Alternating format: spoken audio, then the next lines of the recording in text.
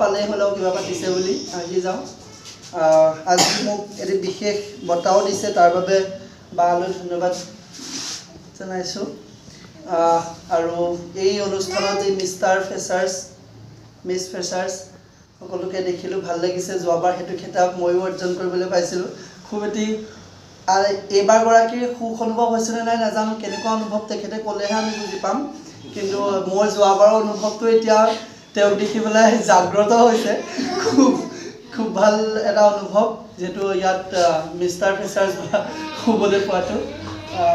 বহুত ভাল লাগে ইয়াত ক্লাছ কৰিবলৈ সকলোৰে লগতে এটা ফ্ৰী মনোভাৱ আৰু এতিয়া নতুন এজন প্ৰশিক্ষক আমাৰ লগৰে বাস্তৱ শইকীয়া তেখেতৰ পৰা বাৰু ক্লাছ লৈ পোৱা নাই কিন্তু তাৰ আগতে আমাৰ যিগৰাকী প্ৰশিক্ষিকা আছিলে দীপিকা বাহঁতৰ লগতে খুব এটি ভাল সম্পৰ্ক